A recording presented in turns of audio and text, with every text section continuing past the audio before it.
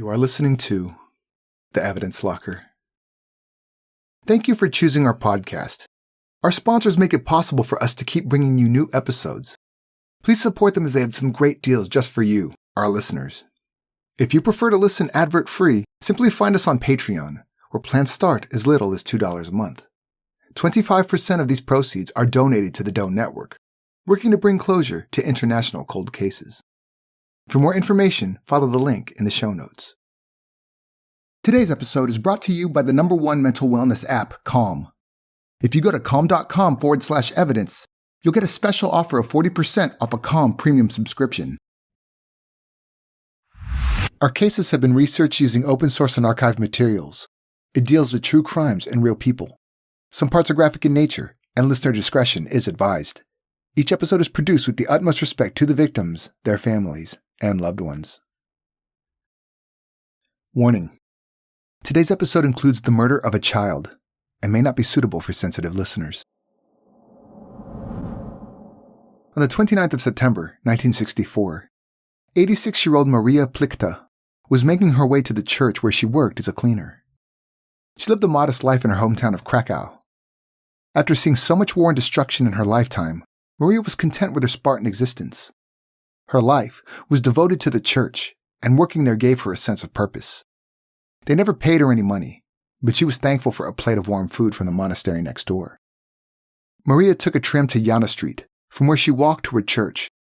She was unaware of the young man following her all the way from the tram stop. She went inside to start her day's work when she felt a sudden jolt to her back. She turned around and saw a smiling young man holding a knife. As Maria collapsed, he ran away.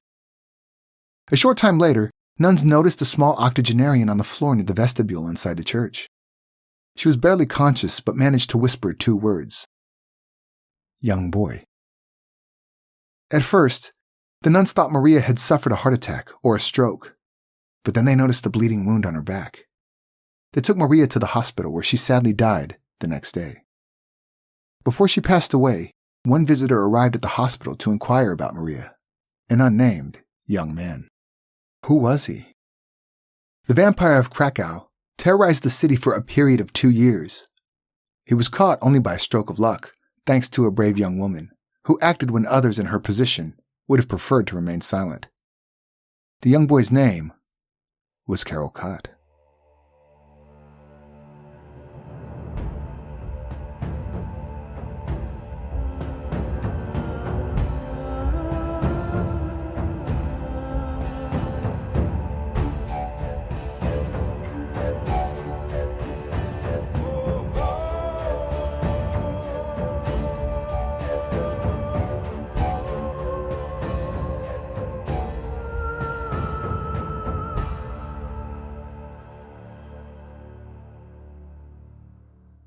In 1964, Poland had been known as the Polish People's Republic for more than 10 years. Under Soviet rule, there was no private enterprise, which means most citizens were state employees. The newspapers were state-owned and heavily censored. For the most part, everyday people worked hard and kept their heads down. There was a general distrust of local authorities, and many crimes went unreported. However, in Poland's second-largest city, Krakow, terror was slowly spreading, as stories of a violent assailant emerged. On the 21st of September, 1964, 43-year-old Helene Velgin entered the Convent of the Sacred Heart at Goncharska Street in Krakow. She knelt to pray in the pew next to a young, inconspicuous boy who was also praying. She crossed herself, and then felt the thrust of a blade in her back. The nice boy who was saying a prayer next to her fled the church, disappearing into the crowd on Krakow streets. Helene was in such shock, and she did not quite realize what had happened to her. She carried on with her day and went into a shop on her way home. Only when someone asked her about the blood on her back did she realize she needed medical care. The next day, Helena reported the incident to police. Unfortunately, they did not believe her story and did not file a report. Helene presented a medical certificate confirming that she had a knife wound on her back, but the police still decided the matter did not warrant an investigation. However, a few days later, police were notified of a similar incident. 76-year-old Franziska Lewandowska was out shopping on the afternoon of September 23rd, purchasing aprons for her canteen staff back at work. Returning about 1 p.m., she became aware of a stabbing pain on her back. She felt sick and lost consciousness and fell to the ground. Fortunately, a colleague found her and managed to revive her. Francisca was unable to get up due to a damaged nerve. After being rushed to the hospital in the nick of time, she survived. Francisca was well known in her neighborhood for helping the poor by providing food for them. No one could understand why a charitable woman with no enemies was attacked on the streets. People theorized that it might have been an anti-Semitic attack, as Francisca was of Jewish origin. Robbery was eliminated because the cash left over from purchasing the aprons was still in her purse. All Francisca remembered was that the perpetrator was a young boy with a red school shield on his clothes. In those days, the red shield indicated someone was in high school or attended a technical school. Again, the militia did not think it was worth their time to follow up, because state-owned newspapers only reported state-sanctioned content. Nothing about the attacks on Helene and Francisca ever made the news, giving the attacker ample opportunity to strike again. Less than a week after the attack on Francisca, he saw 86-year-old Maria Plichta climb off a tram and followed her to the church where she worked. Once inside the holy silence of the church, he pounced, stabbing her with a knife. By the time the nuns discovered Maria, her assailant was long gone. She died at the hospital of heart failure, still in shock after the brutal attack. Police could no longer ignore the onslaught of reports. The first 2 victims survived, but now they were dealing with a killer who, unbeknownst to them, was careless enough to even try to visit Maria in hospital. Sadly, no one ever got a name. The community was fearful of the knife-wielding attacker, and because of the lack of official information, rumors about the old lady killer soon caused mass panic. The killer struck women who were by themselves. 2 of them were inside a church. Even though that autumn was exceptionally warm and sunny, the streets were empty. Desperate to protect themselves, the ladies of Krakow tied pot lids to their backs to act as shields. They knew the attacker snuck up to his victims from behind, and people looked over their shoulders all the time. The militia had no idea who the attacker was. All they knew was that he was a young, dark-haired man who attended school. They considered ex-convicts who had just been released, or any other known criminals who had perhaps escalated their behavior. But they could not find a plausible suspect, especially not such a young one. There did not seem to be a motive for the attacks either. He did not sexually assault his victims, nor did he steal their belongings. It appeared they were looking for a killer of the worst kind, a monster who attacked vulnerable people purely for the sake of harming or killing them. For 17 months, no further attacks were reported. The people of Krakow hoped that the attacker had left their city or had been imprisoned for another crime. But just when they began to let their guard down, an attack, far more vicious than the others, left investigators speechless. We'll take a quick break for a word from our sponsors. So right, this is technically an ad break, but our partners at Calm want you to focus on yourself for just a moment. Take a deep breath and let it out. Relax wherever you feel that you are holding your tension. It's important to tune in and recenter, and Calm can help. Calm's guided meditations will help you to reduce stress and anxiety. If you need to improve your focus, there is an abundance of curated music tracks, and Calm's imaginative sleep stories for children and adults will lull you off to sleep so you can rest and recharge. There are even new daily movement sessions designed to relax your body and uplift your mind. If you go to calm.com/evidence, you'll get 40% off a Calm Premium subscription and benefit from new content added every week. Over 100 million people around the world use Calm to take care of their minds. The app is easy to navigate, and if I need a break, I already feel better just by opening the app. Depending on where I find myself, there is always something I can do to help me relax. Breathing exercises, mindful meditations, and one of my favorites, soundscapes. There are so many to choose from. Rain on leaves, the cloud mountain, sounds from the Netherlands in spring, while looking at an image of tulip fields. Calm is ready to help you stress less, sleep more, and live a happier, healthier life. It's a no-brainer, really, so do go and check it out. Calm is offering Evidence Locker listeners an exclusive offer of 40% off a Calm Premium subscription at calm.com/evidence. Go to calm.com/evidence for 40% off unlimited access to Calm's entire library. That's calm.com/evidence.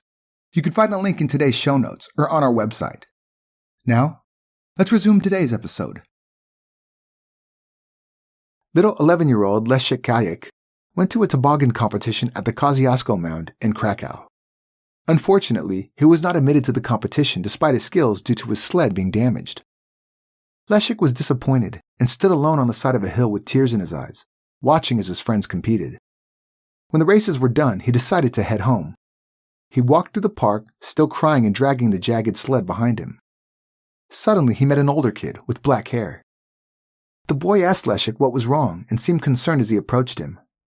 But the next moment, the kind-looking teen pulled out a knife and commenced a merciless attack. Later on, the killer recalled the incident. I noticed a boy emerging from the fog. I asked him something. I turned my head. I grabbed his neck with my left hand and hit him with my right hand. After the 6th blow, I felt he was falling out of my hands. In the end, the 11-year-old boy was stabbed 11 times in a frenzied attack. Each one of the wounds was so deep, any of them could have caused Leszek's death. But to stab him so many times, it was complete overkill. The killer stood and watched the little boy die, then left his body in the misty, snow-covered park. Leszek Kajek's body was found by a man, and thinking that the boy had probably just fainted, took him to a nearby cafe where he discovered that the boy was already dead. The man took militia back to the spot where he had found the boy, but by that time so many people had walked over the scene, it would have been impossible to isolate footprints. Police took the unusual step of publishing details of the murder in the media. At the time, the Soviet-ruled press hardly ever ran stories about murders because they did not want to create a sense of panic. Authorities agreed that in this instance, especially because a child had been murdered, militia could use the press to appeal to the public for help. However, it could only be publicized in local Krakow newspapers, nowhere else in Poland. The report stated that the old lady killer was back and that he had turned his murderous rage to children. Investigators finally relented and asked the public for help in identifying the young killer. It was a long shot because the likelihood that people would report anything was slim. In the communist state, people avoided any contact with the police. If their information didn't lead to anything, or if it didn't lead to solving the crime, witnesses often fell under police scrutiny themselves and were unfairly accused of misleading police, or even of being involved in the crime they bore witness to. A state of fear enveloped Krakow once again. Parents told their children not to play outside and made sure they never walked alone. 8-year-old Małgosia P. had been homesick for a couple of days and eager to go outside. Her mother finally agreed and said that she can go downstairs inside their apartment building to fetch the mail. The happy girl ran downstairs, down the hall, to the wall of mailboxes. But a young man was sitting on one of these steps, and she said hello as she brushed past him. Then, she suddenly felt someone grabbing her tightly, choking her. The young man stabbed her 8 times, then ran out of the building. Remarkably, the injured girl staggered to her feet and limped her way back upstairs. All she could say was that some man had attacked her, before losing consciousness in her mother's arms. Fortunately, hospital staff were able to save little Małgosia, who made a full recovery. She told police about her attacker, and they knew it was the same man who had killed young Leszek. But that's all they knew. Who he was or where to begin looking for him, no one knew that. On the day of Małgosia's attack, a taxi driver was passing by the scene of the crime. He clearly saw the young man leaving the tenement building and gave investigators a detailed description. Unfortunately, in communist times, taxi drivers were not employed by the state, and authorities treated them with constant suspicion and made them feel like second-class citizens. Police were cautious to believe the eyewitness evidence, because if it were wrong, it could make them look like fools. To justify why they did not follow up on the information provided by the taxi driver, militia released the following statement: "Private initiative is reprehensible and cannot deserve attention." Instead, the militia asked communists and government resources like medical doctors for help in creating a psychological profile of the perpetrator. The latter was a developing science at the time, but at a loss, they were prepared to listen. The one thing that investigators struggled to understand was why the attacker turned his attention from elderly women to young children. Psychiatrists concluded that the killer must be a young person with a high school diploma who has a profession which lets him use knives in everyday work, who knows human anatomy superficially but is not a specialist, which turned out to be very close to the truth. Meanwhile, police revisited one of the first clues, the red shield of a high school student, and checked the list of absences of local high schools from the days of the attacks. It was a very arduous task that took forever because there were thousands of students, and all the data was paper-based. Then, they learned about a student who was an ardent knife collector, and who, despite teachers singing his praises, made a strange impression on the police. The boy was interrogated and his home was searched. Unfortunately, he was released due to lack of evidence. He also had an alibi. But police would soon be back. They received the first real breakthrough in the case when a 22-year-old student at the Academy of Fine Arts in Krakow came forward with an interesting story. Danuta W. said that she was a member of a shooting club and that the coach had asked her to look after a teammate who was 2 years her junior. The teenager quickly became infatuated with Danuta and quite obviously tried to show off in front of her. Once he tried to kiss her. Another time, he begged her for sex, threatening suicide if she said no. Danuta brushed off his advances and did not seem to be affected by it much. Desperate for her attention, he increased his onslaught, opening up to her about his dark fantasies. Instead of being shocked or appalled, Danuta just listened. Frustrated with her, he shot at her during a training session at the shooting club. When they were on an excursion, he threatened to slit her throat. But Danuta did not allow him to manipulate her and told him that if he harmed her, everyone would know it was him. The club knew they were out shooting together and he would never get away with it. Despite her calm composure, Danuta grew wary of the boy and realized that he was a ticking time bomb.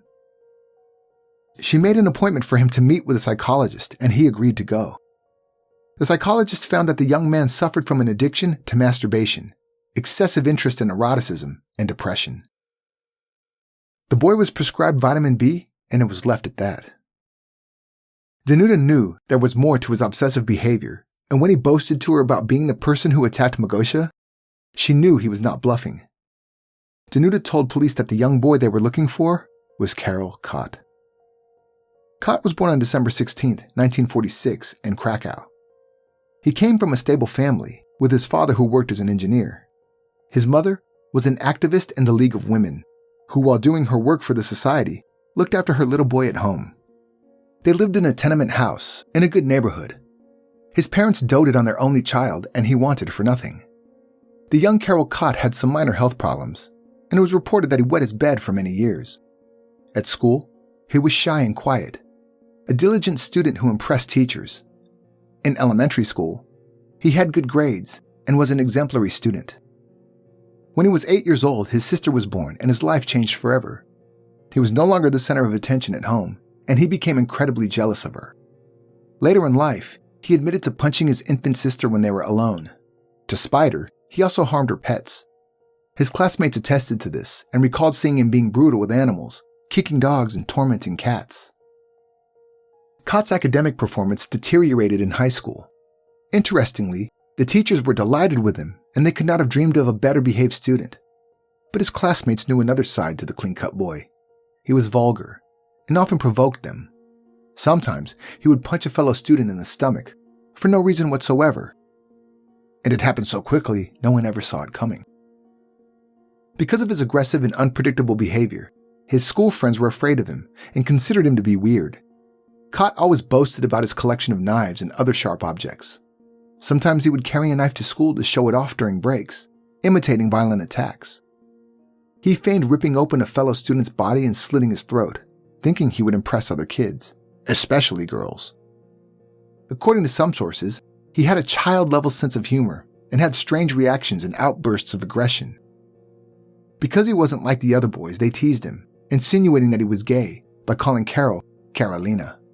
He hated this, and the urge to prove his masculinity became overwhelming. This he did by tormenting girls.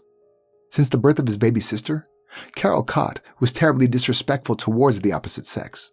He believed that girls liked brutal types and was only too happy to oblige.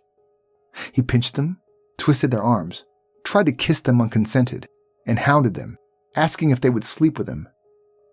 He glanced under their skirts, pressed them against the wall, and offered sex for money. Yet he got away with it, because the teachers were still delighted with the diligent, smiling, and soft-spoken student. Karol Kot was in his early teens when he visited the countryside with his family for a vacation. One day, he was bored and started wandering around the area and came upon a slaughterhouse.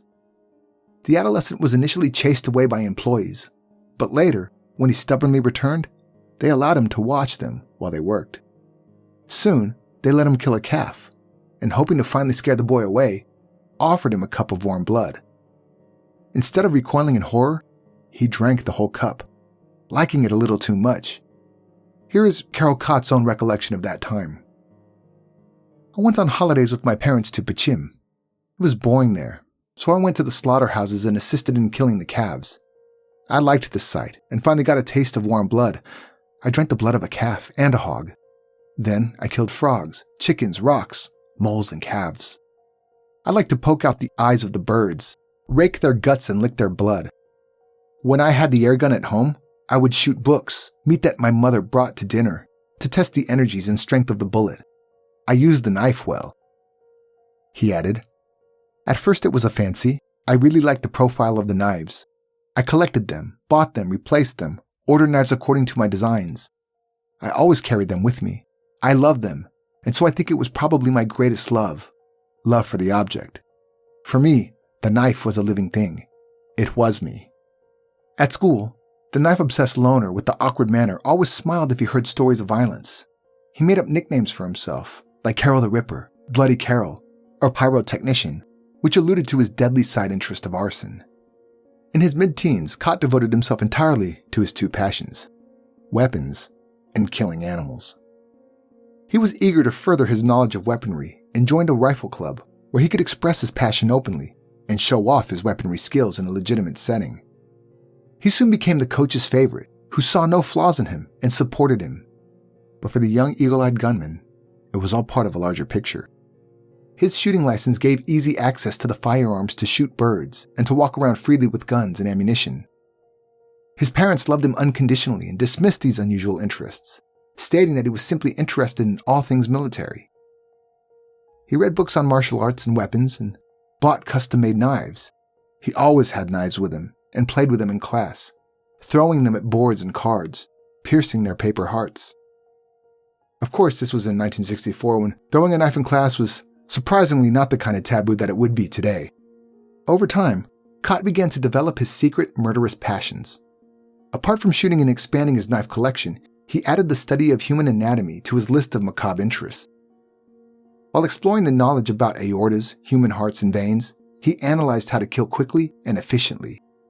He made notes about what length of blade to use on specific body parts. In hindsight, these methodical notes were all in preparation of fulfilling his greatest dream, which was killing a human being. Young Karol Kot belonged to the Volunteer Civic Militia Reserve, an organization that strengthened the social order in communist Poland. His membership offered certain privileges, such as avoiding vehicle police checks and allowing access to many institutions. In an ironic twist, as part of his duties in this organization, he helped the militia in the search for Leszek murderer. This placed him, the killer, in the perfect position to access information about the investigation. Then, thanks to Danuta's tip, police finally had a suspect. They set their sights on Karol Kot, but they did not arrest him right away. They allowed him to finish his final high school exam, not as an act of kindness, but because they wanted Kot to be of legal age in the eyes of the Polish law at the time. Also, the thinking was, if he passed his exams, he would be deemed mentally competent to stand trial. Militia kept surveillance on the dark and twisted teen, making sure he would not commit another crime. Meanwhile, they had to build a watertight case against him. If there was half a chance that they were wrong about naming a seemingly upstanding young comrade as a killer, it would have caused an epic embarrassment for the state. Investigators questioned the man who supplied custom-made weapons to Kot. By looking at the inventory of knives the young man owned, they were able to match knives to the injuries of their victims. This, together with Danuta's testimony, was the only evidence they had. And although Kot's peers agreed that he was not a pleasant person, his teachers and parents only had good things to say about him. Then they found a teacher who was prepared to break out of the choir who sang his praises and admitted that he gave the boy a good reputation card just to get rid of him. In his view, the boy was a heartless sadist. On the 1st of June, 1966, the day after his final exam, Kot took a shotgun and ammunition into a forest to shoot birds. Police were keeping an eye on him and did not want to risk another murder, so they arrested him and took him in for questioning. They also searched his house against his mother's wishes and found his knife collection and tale-telling notebooks. Once in custody, 20-year-old Karol Kot calmly answered the questions, knowing that they had nothing on him. Investigators knew that they had to be swift in bringing charges against him, otherwise they would have to release him because of his affiliation with the Volunteer Civic Militia Reserve organization. They gathered all evidence they had against him and felt it was enough to accuse him of 2 murders and several attempted murders. The people of Krakow were shocked to learn that a young boy like Kot was capable of the heinous attacks. A court-appointed psychologist later noted, "When I was looking at him, I saw a boy with a smooth face begging to put on a uniform and go to school. If I saw him on the street, it would never cross my mind that he was a dangerous murderer." Kot's parents refused to believe their polite son was a killer and accused law enforcement agencies of charging their son, purely so that they could close the case against the faceless killer. Interestingly, Kot was in his element. He loved his time in prison. He said that he ate so well he even gained a little weight. When the victims who survived his attacks pointed him out as the perpetrator, he laughed in their faces. One lady said, pointing to Kot, "That's the bastard who attacked me." The baby-faced accused calmly replied, "I wish I drained the rest of your old blood." In the end, the police managed to break the cold-blooded Karol Kot.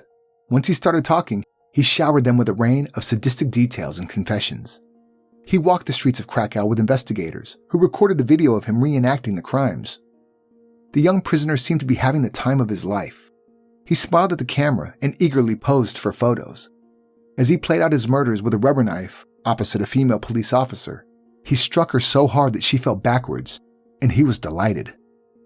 Kot, police officers, and a TV crew moved from one crime scene to the next, and soon, curious onlookers connected the dots. Crowds shouted at the boy, expressing their disgust. During the on-site visits, the militia inspectors decided to give the murderer a free hand to show them what he had done. When he acted out the murder scenes, he addressed the camera operators like a director. "Here, light here, I'll be stabbing now, camera."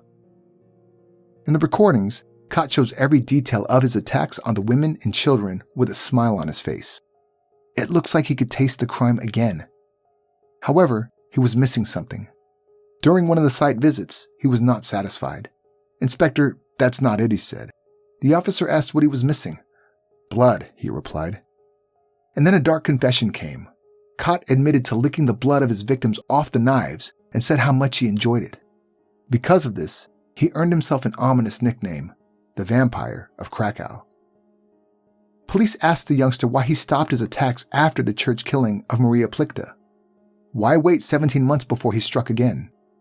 The smiling teen then revealed that he didn't wait. In fact, he was simply taking some time out to experiment with other ways of killing people. He confessed to several acts of arson, as well as some attempts to poison innocent bystanders. He visited a cafe and snuck drops of arsenic into open lemonade or beer bottles. He continued this experiment throughout the city. He was naive enough to think people would drink from open bottles, but no one ever did. It comes to show that he was so young and out of touch with basic social norms. He was focused on his goal, but didn't quite think things through. Kot's sadistic fantasies deepened at that time. He began to dream about brutal rape and torture of girls who went to school with him. One of his female classmates recalled a proposal he had made. He was going to rape her and slice open her belly, pull her entrails out, and wear it around his neck like a necklace. His vision also included cutting off her breasts and sending her head to her mother. The detailed graphic description of his fantasies was unsettling to say the least. At first, she thought he was joking, but he continued, outlining how he would bring a change in clothing because there was going to be a lot of blood. He also planned out the shipping of her head, saying he would use a bandage to carry the head in a box to the post office, then ask someone who worked there to write the address on his behalf. Thankfully, he was caught before he could make this fantasy a reality. Kot admitted that, after Leszek's murder, he enjoyed reading articles about himself in the newspapers. He even talked to a fellow student with whom he offered to rape a girl, saying, "I've already done it, and what about you?" Again, Kot was a strange guy with dark interests, and his friends did not take this veiled confession seriously at the time.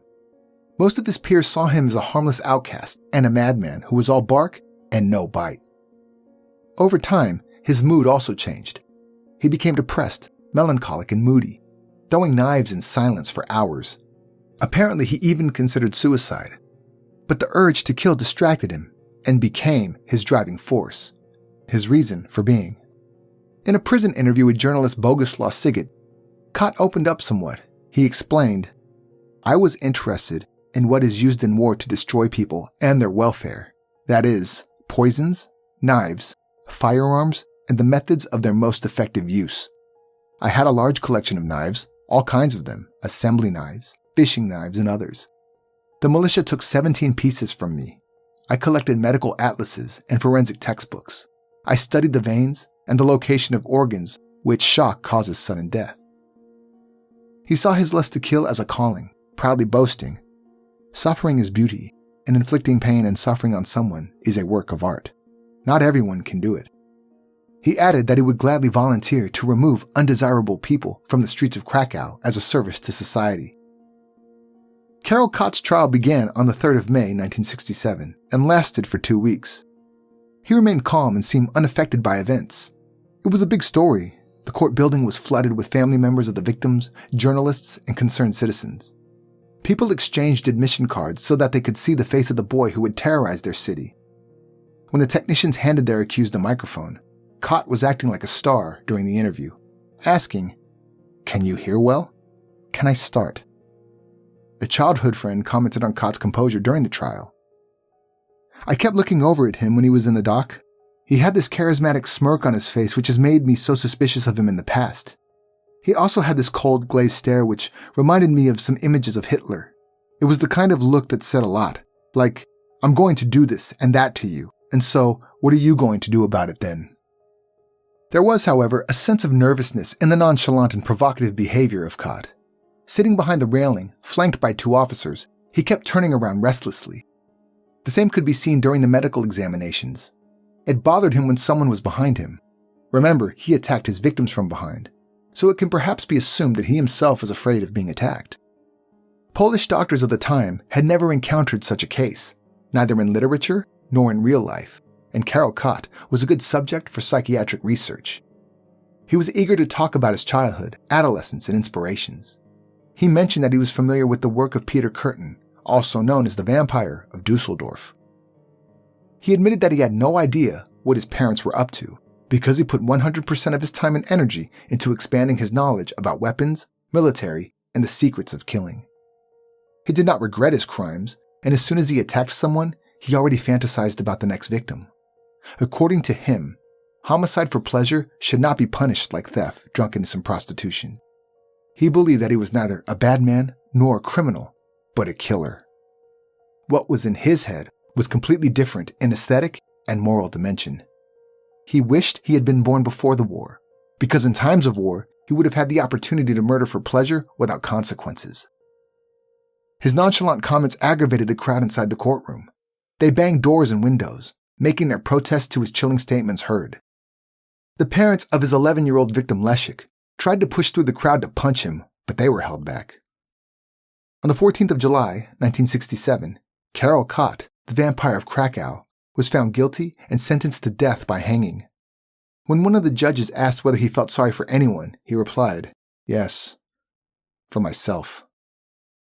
On appeal, Kot's attorney requested for the sentence to be reduced to life imprisonment because of the killer's young age. However, the public prosecutor general submitted results from a psychiatric review, and the appeal was denied. Before his execution, Kot said, "I don't regret anything. If I could, I would murder again. Suffering of the victims gave me happiness. I had grand criminal goals, and I deeply regret not achieving. I plan to kill adults and children." Even in prison, the killer had no remorse. He was aware that he would be lost and that he would never be able to make his dreams come true. "One thing was fulfilled from my dreams. I wanted to be, and I was, the executioner of people. Even though I was thinking of a greater slaughter, a real large crematorium. If there was a war, I would like to be the head of a concentration camp. I would cut off women's breasts and put them under the helmets of soldiers so that they would not put pressure on their heads. I dreamed of mass murders in gas chambers, roundups, and the dismemberment of people. I wanted to murder all the women, except maybe two, my sister and my cousin. Unfortunately, I did not make it. On May 16, 1968, after confessing to a priest, lighting a cigarette, drinking a glass of water, and saying goodbye to his relatives, a calm and obedient Karol Kot went to the gallows at 6:50 p.m. As a convicted murderer, Kot had lost all civil rights, and his parents were not told when he had been buried. The people of Krakow pointed fingers at the Kot family, blaming them for raising the devil and releasing him into society. It was so bad that his mother did not leave the house for 2 years after his execution. Fortunately, most of Karol Kot's crimes turned out to be unsuccessful. The immature vampire turned out to be a coward who could only stick his fangs metaphorically into the hearts of old ladies and innocent children. According to Professor Krzysztof Gorowski from the Department of Medical Psychology of the Jagiellonian University, a criminal mind like Karol Kot's only occurs once in a couple of million. He said, "Half a century has passed, and we still do not know why such macabre crimes arose in the young boy's head." Which begs the question of motive. Why did Kot kill? To him it was simple, killing for the sake of killing. This is what gave him pleasure. In his own words, "The victim's suffering gave me satisfaction. For whether it was sexual satisfaction I do not know, because I have never been satisfied with a woman. I can only describe how I felt after the murder. I was calming down immediately. I was somewhat free. Evil voices departed from me. I slept better. I did not feel the need to run after the victim. I was content as if I had received the expected gift. It was a moment of joy for me to wipe the blood off the knife with my finger and then lick it. I did it as quickly as possible. At the time of the crime, I did not think about punishment for myself, but about pleasure." The feeling of power over life and death was the driving force behind his attacks. He did not have a specific victim or have a specific method. Because he was young, attacking older women and young children posed less of a risk to him. But if he was never caught, his victim profile would probably have changed. He was interested in mass killing. It was about his desire, not who his victims were. The report on Karol Kot's trial takes up over a dozen bulky volumes of files. The testimonies of witnesses and would-be victims still scream from the yellowed papers of the Krakow State Archives. When you look at them, you have the impression that you are reading a story that was born from the imagination of a creator of horror movies. Unfortunately, the dates, names, and facts appearing in the files make it all too real. We are reading not about a legend, but about the true story of a sadistic young man who only killed for his own pleasure.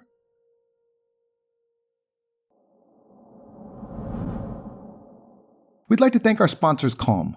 Go to calm.com/evidence for your special offer of 40% off a Calm premium subscription and reduce your stress and anxiety through guided meditation, music, sleep stories, and movement.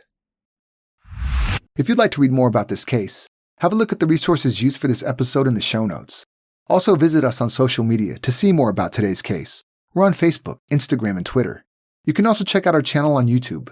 If you like what we do here at Evidence Locker, subscribe in Apple Podcast or wherever you are listening right now, and kindly leave a 5-star review. This was the Evidence Locker. Thank you for listening.